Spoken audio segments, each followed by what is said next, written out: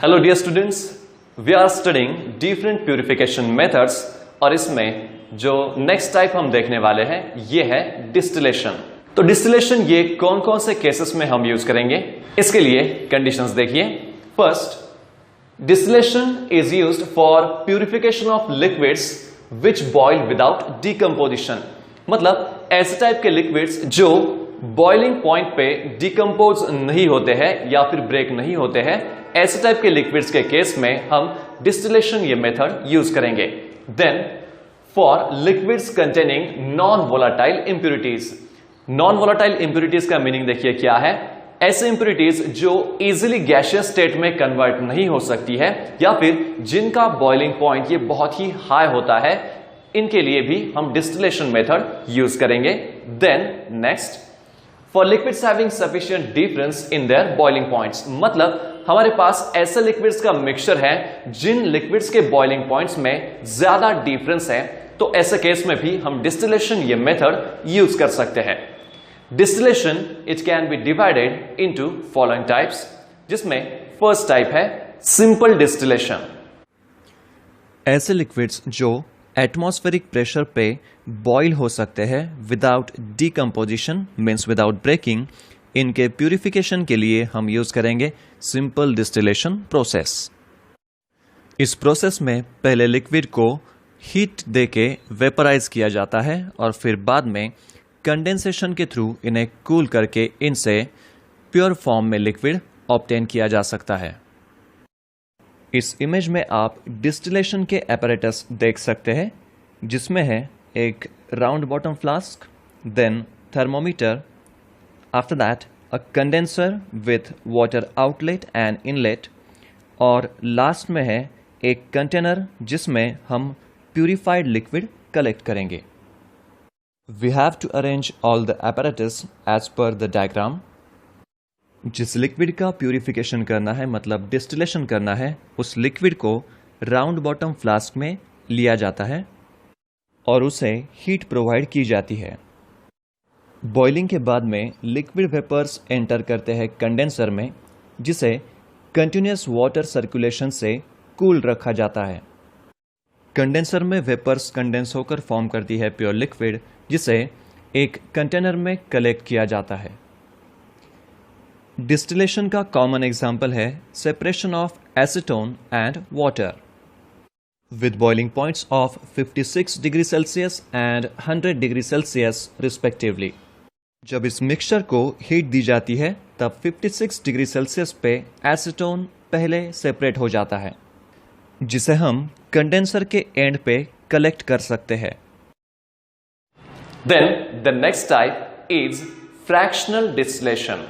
Fractional distillation is used for the liquids which are having very less difference in their boiling points, or for the liquids which are having close boiling points. This process is used to separate mixture of liquids which are having boiling points close to each other, and hence they cannot be separated by simple distillation. In this process, fractionating columns are used. Fractionating column की कुछ types आप इन images में देख सकते हैं।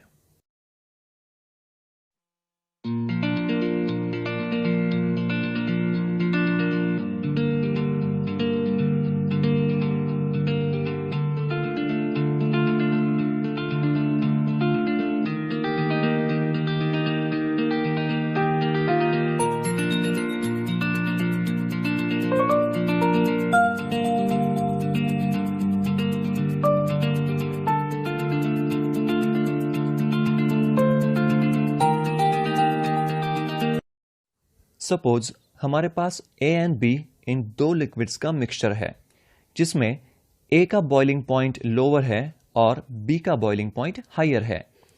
Heat देने पर A and B की वेपर्स अपवर्ड डायरेक्शन में फ्रैक्शनेटिंग कॉलम में एंटर करती है। फ्रैक्शनेटिंग कॉलम ये ग्रेटर सरफेस एरिया प्रोवाइड करता है, मतलब वेपर को ज्यादा घूम फिर के जाना पड़ता है, जिससे उसकी कूलिंग होती है। बी का बॉइलिंग पॉइंट हायर होने की वजह से उसकी वेपर्स जल्दी कंडेंस होकर लिक्विड के फॉर्म में डाउनवर्ड डायरेक्शन में आती है, और ए का बॉइलिंग पॉइंट लो होने की वजह से वो ज़्यादा इजीली वेपर फॉर्म में कन्वर्ट हो जाता है। लास्ट में वेपर जिसमें ए की अमाउंट बहुत ज़्यादा है वो कंडेंसर में एंटर करती है और हमें लिक्विड ए मिलता है, जबकि लिक्विड बी जिसका बॉइलिंग पॉइंट हायर है वो फिर से डिस्टिलेशन फ्लास्क में जमा हो जाएगा। सेपरेट किए गए लिक्विड्स को फिर से इसी प्रोसेस को रिपीट करके प्यूरिफाई किया जाता है। यह है फ्रैक्शनल डिस्टिलेशन के कुछ एग्जाम्पल्स। पेट्रोलियम इंडस्ट्री में क्रूड ऑयल का फ्रैक्शनल डिस्टिलेशन करके डिफरेंट टाइप के सब्सटेंसेस ऑब्टेन किए जाते हैं। Then the next type is distillation under reduced pressure. ये मेथड हम कब यूज करेंगे? For liquids which decompose below their boiling points.